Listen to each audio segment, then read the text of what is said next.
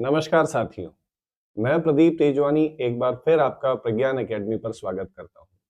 और आज हम लेकर आए हैं आपके लिए क्षितिज भाग 2 की एक पाठ जिसका नाम है एक कहानी यह भी, जिसकी लेखिका हैं श्रीमती मन्नू भंडारी।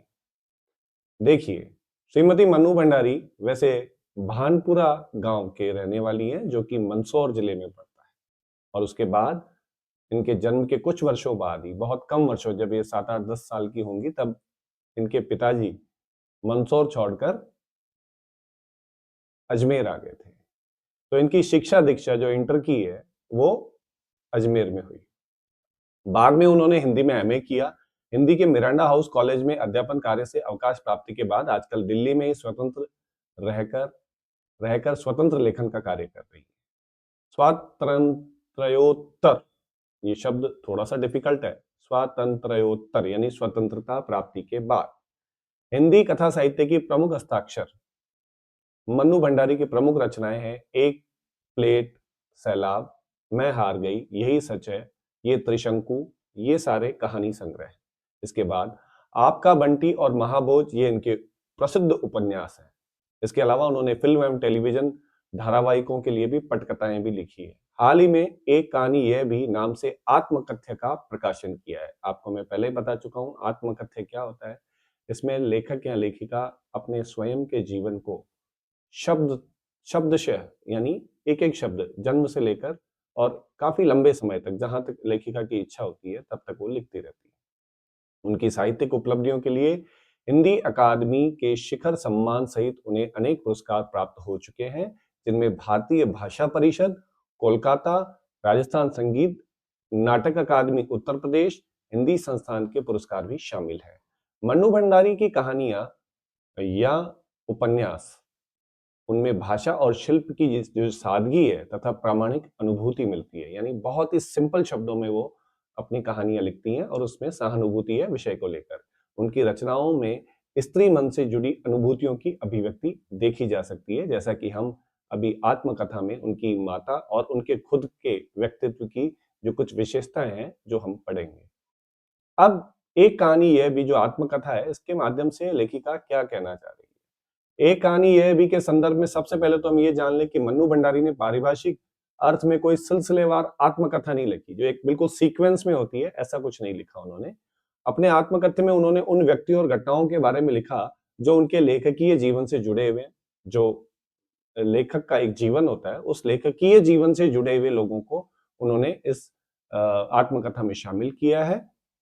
अपने किशोर जीवन से जुड़ी हुई जो घटनाएं हैं, उनके पिताजी, उनके कॉलेज, उनका परिवार, वो कुल 5 भाई-बहन थे, उनकी माता जो कम पढ़ी-लिखी या अनपढ़ हो सकती हैं, लेकिन उसके साथ वो जिम्मेदारियों का निर्वहन करते हुए अपने परिवार को आगे बढ़ाने का प्रयास कर रही थी।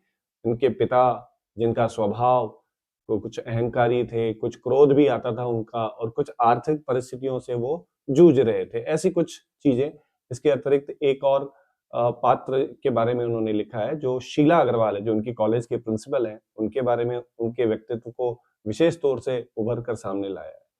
और इन्हीं जो इनकी जो प्रधानाध्यापिका थी, प्राध्यापिका शीला अग्रवाल थी, उनसे ही इनको उनके लेखकीय जीवन की जो है वो प्रोत्साहन मिला और आगे चलकर उनके व्यक्तित्व के निर्माण में बहुत ही महत्वपूर्ण भूमिका निभाई।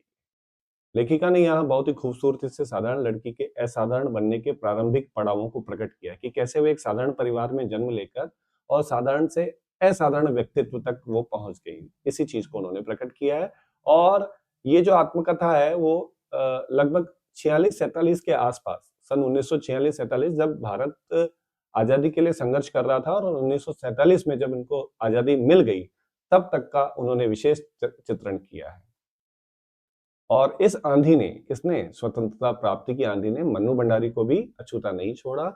और छोटे शहर की युवा होती लड़की ने आजादी की लड़ाई में जिस तरह भागीदारी की, जिस तरह पार्टिसिपेट किया, फ्रीडम स्ट्रगल किया, उसमें उनका उत्साह, ओज, संगठन क्षमता और विरोध का जो तरीका है वो देखते ही बनता है।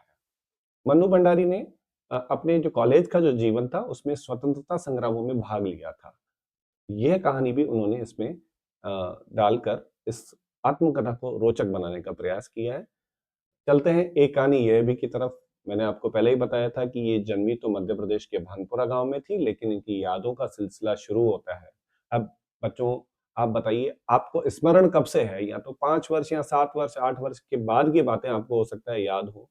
तो लगभग इसी तरह का जो जीवन मन्नू भंडारी ने जो जब से उनको यादें यानी उनकी स्मृति जब से मजबूत हुई, वो समय था उनका उसी जीवन का 5 से 7 वर्ष के आसपास का, जब वो भानपुरा यानी मध्य प्रदेश छोड़कर और अजमेर के एक ब्रह्मपुरी मोहल्ले में एक 2 मंजिला मकान में रहने आए थे, जिनकी ऊपरी मंजिल में 2 मंजिला था, ऊपर वाली मंजिल में पिताजी का साम्राज्य था। साम्राज्य होने का मतलब पिताजी वहां किसी को आने नहीं देते थे, और उनकी संगोष्ठियां, बैठकें, लोगों के साथ विचार वार्तालाप, उनके घनिष्ठ मित्र को आना जाना, ये सब पिताजी का जो वातावरण उन्होंने अपने जैसा कर रखा था। वहां पर बच्चों को और अपनी पत्नी को विशेष अनुमति नहीं थी जाने की, जहां वे निहायत अव्यवस्थित ढंग से फैली बिखरी पुस्तकों, पत्रिकाओं और अखबारों के बीच या तो कुछ पढ़ते रहते थे या फिर डिक्टेशन देते रहते थे। अब ये जो माहौल था, जहां पर जिस माहौल में अ, जो लेखिका मन्नू भंडारी हैं, उन्होंने बताया कि वो अजमेर के ब्रह्मपुरी मोहल्ले में उस 2 मंजिला मकान में रहती थी, और उनके पिताजी का जो है 2 मंजिला, जो ऊपर वाला मंजिल थी, उनके पिताजी ही रहा करते थे वहां पे ज्यादातर। और नीचे वाले माले पे सारे, नीचे वाली जो मंजिल थी वहां पर उनके जो 5 भाई बहन थे कुल, वो और उनकी माताजी, ये रहती थी। और बेपढ़ी लिखी व्यक्तित्वहीन माँ, देखिए एक इन्होंने बताने का प्रयास किया है कि बेपढ़ी लिखी यानी अनपढ़, और व्यक्तित्व विहीन, जो परिवार के लिए तो दिन भर दौड़ रही है लेकिन उनका स्वयं का कोई व्यक्तित्व वो नहीं बना पाई। सवेरे से शाम तक सारे भाई बहनों की और पिताजी की जो सारे भाई बहनों की इच्छाओं और पिताजी की आज्ञाओं का पालन करने के लिए सदैव तत्पर रहती थी। आपको पता है कि मैंने बताने का प्रयास किया कि पहले जो लेखक थे वो अ, भानपुरा मध्य प्रदेश में रहते थे, वहाँ उनकी प्रतिष्ठा थी, वहाँ की साख थी, उनका नाम था, उनके पास काफ़ी धन था, लेकिन किसी पारिवारिक जो सदस्य होते हैं उनके परिवार में, उन्होंने व्यापार में उन पर विश्वास उन्होंने कर लिया, उससे व्यापार में घाटा लग गया, और उसकी वजह से उनका नाम, प्रतिष्ठा, धन, काफ़ी कुछ उन्होंने गँवा दिया था। तो वो भी एक नकारात्मक प्रभाव डालता है उनके व्यक्तित्व पर। इसकी वजह से वो थोड़े-से उनके व्यवहार में क्रोध, अहंकार और ये भी आ गया था। तो ये सामान्यतः होता है। तो कांग्रेस के साथ-साथ वे समाज सुधार के कार्य में भी जुड़े हुए थे उनके पिताजी, और शिक्षा के वे केवल उपदेश नहीं देते थे, बल्कि उन दिनों 8-8, 10-10 विद्यार्थियों को अपने घर रखकर उन्होंने पढ़ाया था, जिनमें से कई तो उसके बाद ऊँचे-ऊँचे ओहदों पर यानी पद पर, कोई क्या बन गया, कोई क्या बन गया, वहाँ पर पहुँच गए थे। ये उनकी खुशहाली के ही दिन थे, जब उन्होंने पढ़ाया था वहाँ पर। उन दिनों उनकी दरियादिली के चर्चे भी कम नहीं थे, और एक और वे बेहद कोमल और संवेदनशील व्यक्ति थे, तो दूसरी ओर बेहद क्रोधी और अहंकारी। पर यह सब तो मैंने केवल सुना था कि पिताजी जो मध्य प्रदेश में जब वो रहते थे तो इस तरह का उनका व्यक्तित्व था। ये सब उन्होंने केवल सुना था, क्योंकि तब तो इन गुणों के भग्नावशेषों को ढोते पिता थे। एक बहुत बड़े आर्थिक झटके के कारण वे इंदौर से अजमेर आ गए, जहाँ उन्होंने अपने अकेलेपन के बलबूते और हौसले से अंग्रेजी हिंदी शब्दकोश तैयार किया। शब्दकोश यानी डिक्शनरी, विषयवार के अनुसार के अधूरे काम को आगे बढ़ाना शुरू किया। यानी उन्होंने मध्य प्रदेश में उसको लिखना शुरू कर दिया था, लेकिन अजमेर में आकर उस कार्य को आगे बढ़ाने लगे। अब ये जब उन्होंने जो उनका शब्दकोश लिखा था, अपने आप की एक यूनिक डिक्शनरी थी, एक अनोखा शब्दकोश उन्होंने बनाकर तैयार किया। उससे उनको यश प्राप्ति तो काफ़ी हुई, लेकिन अर्थ यानी धन, उसकी प्राप्ति ज़्यादा कुछ नहीं हुई। इससे उन्हें यश और प्रतिष्ठा तो बहुत दी, लेकिन अर्थ नहीं, और शायद गिरती आर्थिक स्थिति ने ही उनके व्यक्तित्व के सारे सकारात्मक पहलुओं को निचोड़ना शुरू कर दिया। तो इस कारण उनकी आर्थिक स्थिति और गिरती गई, और उनके सारे सकारात्मक पहलू उनसे जा चुके थे, यानी वो धीरे-धीरे नकारात्मकता में परिवर्तित हो रहे थे। सिकुड़ती आर्थिक स्थिति के कारण और अधिक विस्फारित उनका अहम उन्हें इस बात तक की अनुमति नहीं देता था कि वे कम से कम अपने बच्चों को तो अपनी आर्थिक विशेषताओं का भागीदार बनाएं। कि उन्हें अनुमति इसलिए नहीं थी, आपको पता है जब जेब में पैसा होता है तो आदमी बिल्कुल कॉन्फिडेंस फील करता है, लेकिन यहाँ पर और अपने बच्चों को भी मौज करवाता है। लेकिन यहाँ पर उनकी आर्थिक स्थिति ठीक नहीं थी, वो स्वयं घर का गुजारा जैसे-तैसे चला पा रहे थे और अपने बच्चों को ऐश-मौज कराना तो दूर की बात, एक ढंग से शिक्षा देना ही एक जो प्रथम कर्तव्य होता है एक पिता का, वही काम लेखिका के पिता भंडारी जी कर रहे थे। नवाबी आदतें, अधूरी महत्वाकांक्षाएँ, हमेशा शीर्ष पर रहने के बाद हाशिए पर सरकते चले जाना, यानी नवाबी आदतें यानी उनका जो पहले का जो जीवन है वो काफ़ी नवाबी स्टाइल का रहा हुआ है, यानी काफ़ी शान-शौकत और रईसी उन्होंने देखी है। लेकिन महत्वाकांक्षाएँ उनकी अधूरी रह गई थी और हमेशा शीर्ष पर रहने के बाद अब हाशिए पर, हाशिया क्या होता है? बिल्कुल सरकते हुए कोने पर चले जाना, वरना हमेशा शीर्ष पर रहते थे। तो हाशिए पर सरकते चले जाने की यातना क्रोध बनकर हमेशा माँ को कँपाती, थरथराती रहती थी। अब उनका क्रोध कहाँ जाए? बच्चों पे ज़्यादा निकाल नहीं सकते थे। तो उनकी माँ पर यानी लेखिका के लेखिका की माँ पर ये क्रोध निकलता रहता था। अपनों के हाथों विश्वासघात की जाने कैसी चोटें होंगी वे उन्होंने आँख मूंद कर सबका विश्वास किया। मैंने आपको ज़िक्र किया था कि उनको व्यापार में घाटा लग गया था, जिसकी वजह से किसी अपने के द्वारा उन्हें विश्वासघात हो गया था। और इस घटना ने उनके पिता को, लेखिका के पिता को बाद के दिनों में इतना शंकालु स्वभाव का बना दिया था कि वो हर किसी पे अब विश्वास नहीं करते थे। तो और परिवार वाले तो जब कभी उनकी चपेट में आ जाते थे। पर ये पितृगाथा मैं इसलिए नहीं गा रहा हूँ कि मुझे उनका गौरवगान करना है, बल्कि मैं तो ये देखना चाहती हूँ कि उनके व्यक्तित्व की कौन-सी खूबी और खामियाँ मेरे व्यक्तित्व के ताने-बाने में गुँथी हुई है। लेखिका ये देखने का प्रयास कर रही है कि उनके व्यक्तित्व की के बारे में बताकर लेखिका ये कहने का प्रयास कर रही है कि उनके व्यक्तित्व की स्वाभाविक अपने पिता के गुण और आचरण तो अपनी संतानों में आते ही हैं। तो लेखिका भी ये देखने का प्रयास कर रही थी कि उनके कौन से आचरण और कौन से गुण और कौन सा व्यवहार उनसे जो है जेनेटिक रूप में प्राप्त हुआ है। आखिरकार उनकी संतान ही थी वो। अनजाने अनचाहे किए गए उनके व्यवहार ने मेरे भीतर किन ग्रंथियों को जन्म दिया है।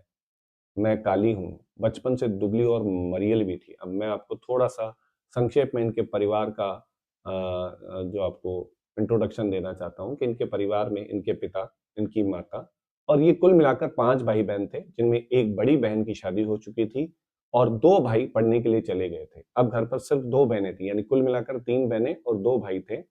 उनमें लेखिका छोटी थी।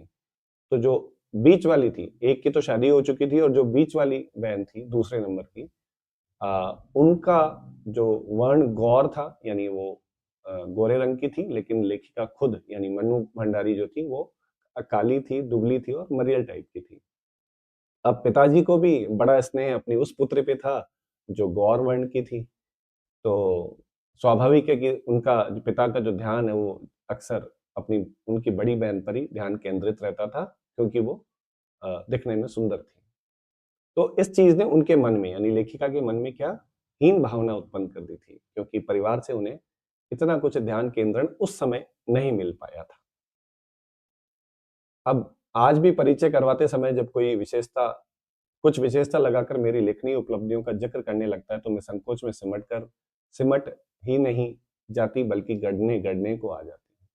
शायद अचेतन मन की किसी परत के नीचे दबी इसी हीन भावना के चलते मैं किसी भी उपलब्धि पर भरोसा नहीं कर पाती थी। यानी उन्होंने अपने जीवन में उपलब्धियाँ बहुत सारी प्राप्त की थी, लेकिन उनके बचपन में वो छाप मन में बैठ गई थी कि उनको हीन भावना का एहसास हुआ था, तो उसको वो अपने मन में संजोए जब उन्हें उपलब्धियाँ प्राप्त होती थी, जब वो विचारों, संगोष्ठियों में भाग लेती थी, अच्छे-अच्छे लेखन कार्य करती थी, तो जब उनकी प्रशंसा होती थी, तो वो अपने आप को मतलब उनको विश्वास ही नहीं होता था कि मैंने ये सब चीज़ें कर ली हैं।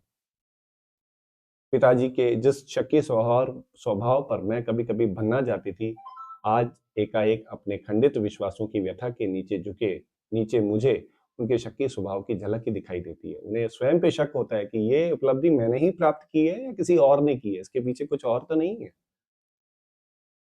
तो बहुत अपनों के हाथों विश्वासघात की गहरी व्यथा से उपजा शक, ये झलक थी क्योंकि पिताजी को मंदसौर में भानपुरा गाँव में जहाँ से वो आते थे, वहाँ पर उनको इस चीज़ का एहसास हुआ कि कुछ अपने ही विश्वासघात कर देते हैं।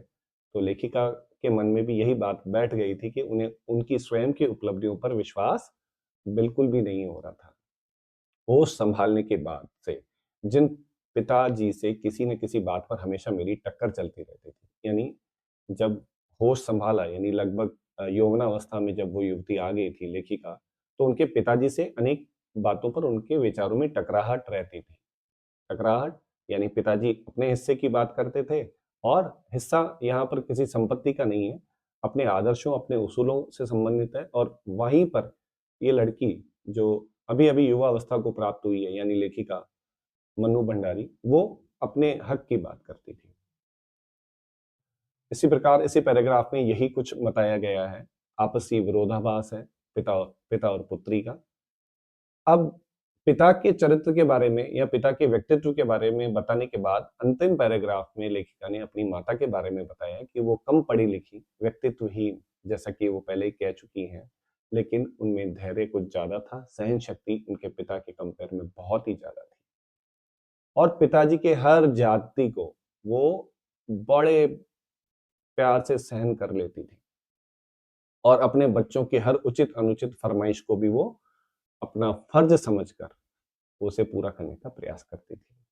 उन्होंने जिंदगी भर किसी से कुछ नहीं मांगा, बिल्कुल साधारण व्यक्तित्व वाली वो महिला थी। और इसलिए सारे भाई बहनों का जो है वो जो सहानुभूति अपनी माता के प्रति ज्यादा थी, क्योंकि उनका समर्पण भाव झलकता रहता था। लेकिन निहायत ऐसा मजबूरी में लिपटा उनका यह त्याग कभी मेरा आदर्श नहीं बन सका। लेकिन वो माँ को कभी आदर्श नहीं बना सकी, क्योंकि उन्हें ऐसा लगता था कि माता जी काफी कुछ सहन कर रही है। ऐसी विशेषता लेखिका में खुद में नहीं आई, वो किसी का कभी सहन नहीं करती थी, बेबाक जवाब दे देती थी। और ना ही उनकी सहिष्णुता, इतनी सहनशील भी नहीं थी लेखिका।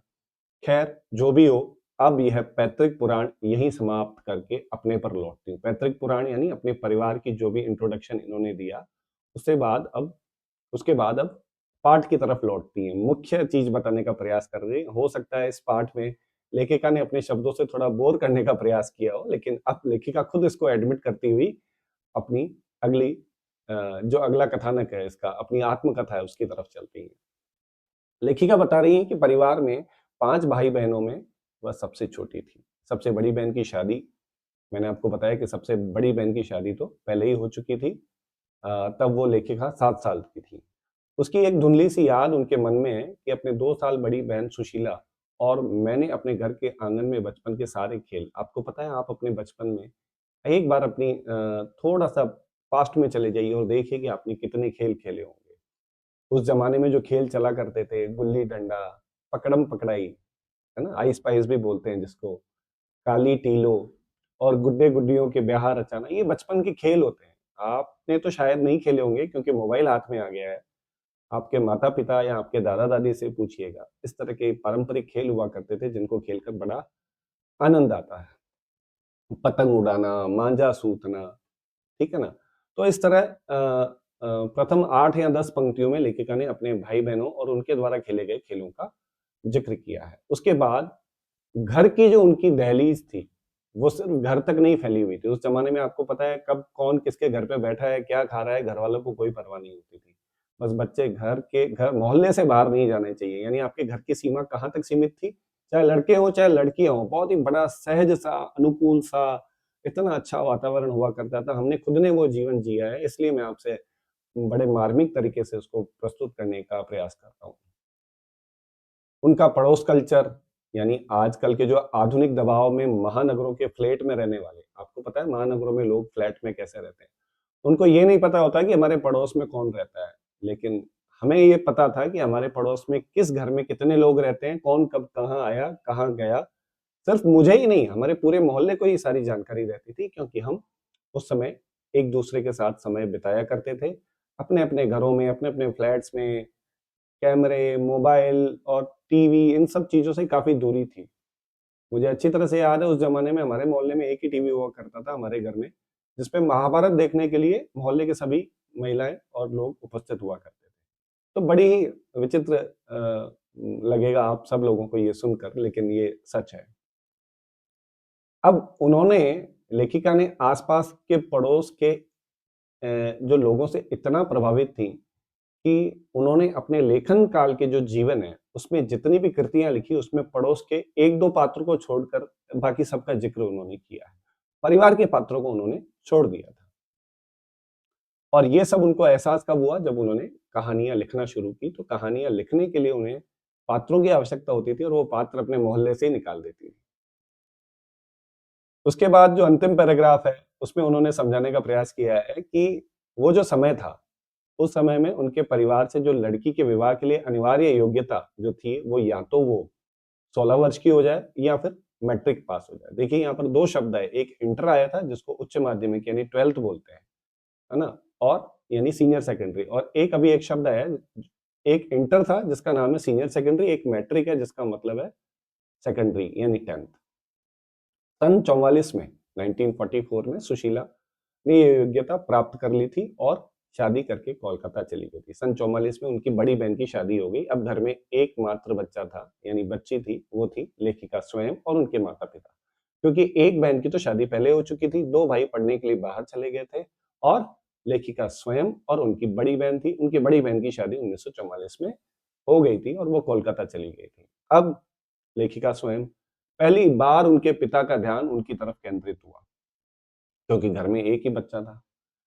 तो उस उम्र में उनके पिता की ये इच्छा थी कि ये एक गृहिणी ना बनकर अपने देश के प्रति एक जागरूक नागरिक बने, और वो ये अपनी कभी ये उनको एक्सेप्ट नहीं कर सकते थे इस चीज को कि उनकी पुत्री भी भटियार खाना यानी रसोई को उन्होंने भटियार खाना कहा कि केवल केवल वहीं तक सीमित रह जाए, मेरी बच्ची को एक नागरिक, जिम्मेदार नागरिक बनना है। तो उन्हें आए दिन वो अपनी राजनीतिक पार्टियों की जो मीटिंग्स होती थी, बैठकें होती थी, उसमें वो उनको बिठाते थे और उसमें बहस करने के लिए शामिल करते थे।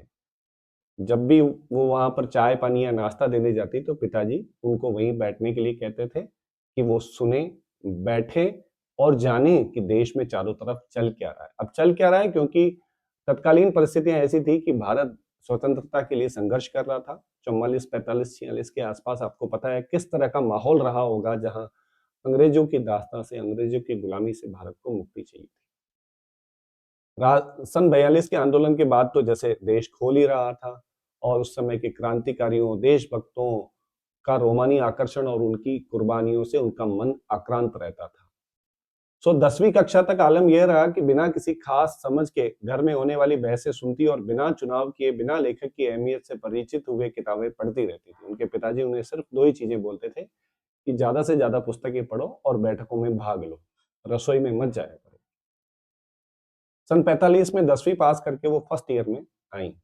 उस समय परीक्षा का सिस्टम कुछ इस तरह का हुआ करता था कि 10वीं को ही वो स्कूल का अंतिम चरण मानकर और कॉलेज शिक्षा के लिए आवेदन कर देते थे। तो उनका वहां पर परिचय कॉलेज में उनकी प्राध्यापिका शीला अग्रवाल से हुआ, जो सावित्री गर्ल्स हाई स्कूल, जहाँ से उन्होंने ककारा सीखा।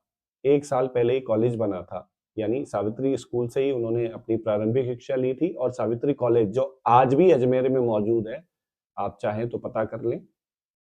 और वहाँ से उन्होंने वहाँ पर वो नियुक्ति हुई थी। उन्होंने बाकायदा साहित्य की दुनिया में प्रवेश करवाया और मात्र पढ़ने को चुनाव करने करके पढ़ने में बदला और खुद चुन-चुन कर किताबें दी। यानी उनको पढ़ने के लिए देखो घर से भी माहौल मिल गया कि उन्हें पिताजी उन्हें प्रोत्साहित करते थे और कॉलेज से उनकी जो प्राध्यापिका थी शीला अग्रवाल, वो उन्हें जो प्रोत्साहित करती थी। उस समय लेखिका ने जैनेन्द्र, यशपाल, भगवती चरण वर्मा, शरद चंद्र और शरद प्रेमचंद्र और इस तरह की जो उनके साहित्य और उनकी दुनिया और उनके लेख, ये सब पढ़ने से वहाँ की समझ महसूस की कि इस तरह का माहौल चल रहा है। उन्हें सुनीता उपन्यास बहुत अच्छा लगा। अज्ञे जी का उपन्यास शेखर एक जीवनी भी बहुत अच्छी लगी और उस समय कई चीजों को पढ़कर जो तत्कालीन लेखकों द्वारा लिखी गई, उनको लेखकर, देखकर, उनको पढ़कर लेखिका को एक तत्कालीन जो परिवेश था उसकी समझ आने लगी थी। अब शीला अग्रवाल ने साहित्य का दायरा ही नहीं बढ़ाया, बल्कि घर की चार दीवारी के बीच बैठकर जो देश की स्थितियों को जानने समझने का जो सिलसिला उनके पिताजी ने शुरू किया, उन्होंने वहां से खींचकर उसे भी स्थितियों की सक्रिय भागीदारी में बदल दिया। अब उनके पिताजी ने जो उनको कहा कि देश में क्या चल रहा है, इस चीज को उन्होंने पहले वाले पैराग्राफ में हमने पढ़ा कि उनके पिताजी ने उनको प्रोत्साहित किया, लेकिन उनकी जो प्राध्यापिका थी शीला अग्रवाल, वो चाहती थी कि ये स्वतंत्रता संग्राम के जो जो ये विप्लव है, इसको पढ़ने मात्र से कुछ नहीं होगा, इन इसमें भाग लिया जाए, इसमें सक्रिय रूप से अपनी भागीदारी दी जाए। तो उन्हें प्रेरित करती थी वहाँ की प्रभात फेरियों में, हड़तालों में, जुलूसों में और युवाओं के साथ जुड़ने में तथा उनको अपने साथ लेकर चलने में। तो ये सब शीला अग्रवाल ने उनकी उनकी जोशीली बातों से ये सब उस लेखिका में भर दिया था और उनका जो युवा जो खून था वो और ज्यादा अच्छे तरीके से अपने देश के लिए सक्रिय योगदान देने के लिए तैयार हो गया था। अब एक बवंडर मचा हुआ था शहर में, किसका? आजादी का, है ना? और आजादी की रैलियों का, प्रभात फेरियों का। और एक बवंडर था घर में, जो उनके पिताजी उनको हमेशा थोड़ा सा प्रोत्साहित करते रहते थे। अब उनके उनके पिताजी चाहते थे कि घर पे जो लोग आए उनके बीच बैठें, उनके साथ बहस करें, उनके साथ बैठकें करें और तत्कालीन परिस्थितियों को जानें। हाथ उठाकर नारे लगाती, हड़तालें करवाती, लड़कों के साथ शहर की जो सड़कें वो नापती रहती। तो ऐसे करके काफी कुछ अच्छा चलता रहा। अब जब रगों में खून की जगह लावा बहता है तो सारे निषेध यानी सारी रोक टोक, सारी वर्जनाएं, सारी रुकावटें और सारा भय कैसे ध्वस्त हो जाता है ये तभी जाना। और क्रोध से सबको थरथरा देने वाले पिताजी, क्योंकि आपको पता है उनके पिताजी का व्यवहार जो है वो काफी क्रोधी और अहंकारी तरह का था, तो उनसे जो टक्कर लेने का जो सिलसिला तब शुरू हुआ था। जो राजेंद्र से शादी की तब तक वह चलता रहा। अब यहाँ पर राजेंद्र कौन है? एक राजेंद्र यादव एक लेखक और एक संपादक रहे हैं जिनसे इनकी शादी हुई, हिंदी के ही लेखक हैं। अब यश कामना, बल्कि कहूं कि यश लिप्सा पिताजी की सबसे बड़ी दुर्बलता थी कि उन्हें यश चाहिए था, किसी भी कीमत पर उन्हें सुप्रसिद्धि चाहिए थी, उनके जीवन की धुरी यही थी। ऐसे करके अब उनके पिताजी से टकराव का जो सिलसिला उन्होंने बताया शुरू हुआ, तो कॉलेज से उनको एक बार लेटर आता है उनके पिताजी को कि आप आइए और हमसे मिलिए। पिताजी को लगा कि शायद कोई शिकायत है, तो इस शिकायत पर जब वो वहाँ कॉलेज पहुंचे तो उनकी प्राध्यापिका ने, जो उनकी अ, मुख्य प्रधानाध्यापिका थी, तो उन्होंने उन्होंने उनको बताया कि आपकी बेटी तो आंदोलनों में भाग लेती है, जुलूसों में भाग लेती है। तो जैसा कि लेखिका को लग रहा था कि मेरे पिताजी बहुत नाराज होंगे, लेकिन इसके विपरीत उन्होंने अपने पुत्री को बुलाकर यही कहा कि अच्छी बात है तुम्हारी, काफी मैंने प्रशंसा प्रशंसा तो क्या कॉलेज के लोगों ने तो उनकी बुराई की थी, लेकिन उनको गौरवान्वित महसूस हो रहा था, उनको यश प्राप्ति लग रही थी। और यही सब इस पैराग्राफ में लिखा हुआ है। इससे तो जो लेखिका की जो विशेषताएं थी उस समय कॉलेज में उनका जो व्यवहार था, उसको उन्होंने परिलक्षित करने का प्रयास किया। उन्होंने बताया कि किस तरह आपकी बेटी के एक इशारे पर पूरा कॉलेज खाली हो जाता है और वो सक्रिय रूप से नारे लगाती है, हमारे खिलाफ कुछ बोलती हैं, सड़कों पर रैलियां निकालती है। तो इस तरह सुनकर उनके पिताजी को, वैसे तो वो शिकायत थी लेकिन उनको काफी अच्छा लग रहा था। अब जब उनके पिताजी गदगद हुए तो उनको ये चीज उनकी माँ ने बताई और तो वो काफी प्रसन्न हुए। अब एक घटना और हुई जब आजाद हिंद फौज के मुकदमे का सिलसिला था। आजाद हिंद फौज आपको पता है किसका? सुभाष बोस का। तो वहां पर एक हड़ताल चल रही थी और उस हड़ताल में जो अजमेर का पूरा विद्यार्थी वर्ग वहां पर इकट्ठा हो रहा था और लेखिका ने वहां पर बहुत जबरदस्त भाषण दिया था। तो इस बीच पिताजी के निहायत दकियानूसी यानी पारंपरिक रूढ़िवादी मित्र ने उनके घर आकर अच्छी तरह से पिताजी की लू उतारी उन्होंने, यानी काफी सुनाया कि आपकी बेटी तो वहां पर भाषण दे रही है, ये हमारे परिवार की जो बच्चियां हैं उनको शोभा नहीं देता, ऐसे काम कर रही हैं, उल्टे सीधे लड़कों के साथ हड़तालें करना, हुड़दंग मचाना, रैलियां निकालना और पूरे शहर को सिर पर उठा रखा है। तो यह सुनकर उनके पिताजी काफी जोरदार तरीके से आग बबूला हो गए थे। लेकिन ये दिन का माहौल था। शाम को उनके एक और घनिष्ठ मित्र अंबालाल जी उनके घर पर आते हैं, ठीक है? और अंबालाल जी क्या बोलते हैं कि उन्होंने जब अंबालाल जी और उनके पिताजी बात कर रहे थे तो तब लेखिका का प्रवेश होता है घर में, उसका गर्मजोशी से स्वागत करते हैं। अंतिम पैराग्राफ में देखिए, और आओ मन्नू, मैं तो चौपड़ पर तुम्हारा भाषण सुनते ही सीधा भंडारी जी को बधाई देने आया। तो यहाँ इस वाक्य से उनका गुस्सा शांत हो गया था। I am really proud of you, क्या तुम घर में घुसे रहते हो भंडारी जी? घर से निकला भी करो। यू हैव मिस्ड समथिंग, क्या आपने कुछ मिस कर दिया, इसका इतना उत्तेजनापूर्ण भाषण आपने नहीं देखा। और वे धुआंधार तारीफ करने लगे, बोलते जा रहे थे। पिताजी के चेहरे का संतोष धीरे धीरे गर्व में बदलता जा रहा था। भीतर जाने पर माँ ने दोपहर के गुस्से वाली बात भी बताई, जिससे लेखिका ने सांस ली। उस आज पीछे मुड़कर देखती हूँ तो समझ में आता है कि क्या उस समय मेरी उम्र थी और क्या मेरा भाषण रहा होगा। मेरा भाषण इतना उत्तेजना वाला नहीं था। मेरी उम्र के हिसाब से मैंने जो कहा वो मेरे दोस्तों को, मेरे जो शहरवासी थे उनको उत्तेजित करने के लिए मैंने कहा था और इतना प्रभावी नहीं था। लेकिन मल्लाल जी ने यानी डॉक्टर साहब ने जो मेरे प्रति उनका स्नेह था, इस कारण उन्होंने पिताजी से मेरी तारीफ कर दी और मेरी छवि को विशिष्ट बनाने की उन्होंने कोशिश की, जो मुझे अपने आप में लगने लगा। पिताजी को इस बात का बिल्कुल भी एहसास नहीं था कि इन दोनों का तो रास्ता ही टकराहट का है। यानी अब दोनों के बीच में, यानी पिताजी भी अपनी छवि बनाने में लगे हुए हैं और लेखिका स्वयं भी अपनी विशिष्ट छवि बनाने में लगी हुई है शहर में। सन 47 के सन 47 के मई महीने में शीला अग्रवाल को कॉलेज वालों ने नोटिस थमा दिया। अब इसी उधेड़-बुन के चलते, यानी सारा जो कार्यक्रम अपने हिसाब से चल रहा था, जिसमें लेखिका रैलियों में भाग लेती, स्वतंत्रता के जो आंदोलन होते उनमें भाग लेती, हुड़दंग मचाती, रैलियां करती, लोगों को इकट्ठा करती, कॉलेज को, क्योंकि युवा वर्ग एक बहुत ही उत्तेजित वर्ग होता है, उसको उनकी लीडर बनी हुई थी, तो उनके पिताजी ने भी इस चीज की उनकी तारीफ की थी। लेकिन अब 47 में 1947 के मई महीने में, ध्यान रखिएगा, हमको स्वतंत्रता प्राप्त हुई थी 1947 में अगस्त महीने में। तो मई महीने में जब शीला अग्रवाल यानी उस कॉलेज की जो प्राध्यापिका थी, उनको कॉलेज वालों ने नोटिस थमा दिया, क्योंकि सिर्फ लेखिका नहीं, काफी छात्र छात्राएं उनसे काफी प्रभावित थे और वो लोगों को जागरूक करती थी और उन्हें भड़काती थी। कॉलेज के अनुसार वो भड़काना हो जाता था, लेकिन ये स्वतंत्रता आंदोलन में भाग लेने के लिए प्रोत्साहित करती थी। इस बात को लेकर के हुड़दंग ना मचे, इसलिए जुलाई में थर्ड ईयर की क्लासेस बंद कर दी थी और 2-3 छात्राओं का, जो लीडर बनी फिरती थी, उनका प्रवेश निषिद्ध कर दिया। अब हुड़दंग तो बाहर रहकर भी इतना मचाया, उनको कॉलेज में नहीं आने दिया, तो उन्होंने बाहर ही अपने छात्राओं को इकट्ठा करके इतना हुड़दंग मचाया कि कॉलेज वालों को अगस्त में आखिर थर्ड ईयर खोलना पड़ा और उन्हें प्रवेश देना पड़ा। लेकिन जीत की खुशी पर सामने खड़ी बहुत बड़ी-बड़ी चिर प्रतीक्षित खुशी के सामने ये खुशी बिला गई। ये उनकी जीत थी, लेकिन अगस्त माह में जब उनको ये खुशी प्राप्त हुई, क्या देश आजाद हो गया। इस शताब्दी की सबसे बड़ी उपलब्धि 15 अगस्त 1947। अब देखिए, इस पाठ में हमने लेखिका के का जीवन परिचय, लेखिका से संबंधित लोगों की, यानी उनके परिवार के सदस्यों की, उनका जन्म, उनकी प्रारंभिक शिक्षा, इनकी प्राथमिक शिक्षा और उसके बाद उनकी कॉलेज शिक्षा, शीला अग्रवाल का उन पर प्रभाव, उनकी प्राध्यापिका का प्रभाव, उनके मन का कॉन्फिडेंस, एक ऐसे परिवार से निकलकर एक उत्तेजित युवती के रूप में उन्होंने अपनी योगदान दिया, अपने भाई-बहनों, अपने माता-पिता का उन्होंने व्यक्तित्व परिचय दिया। ये सब मिलाकर एक कहानी, ये भी एक आत्मकथा, जो एक मनोरम दृश्य है मन्नू भंडारी द्वारा, जो आपके सामने प्रस्तुत किया गया। मिलते हैं अगले पाठ में यतीन्द्र मिश्र के साथ।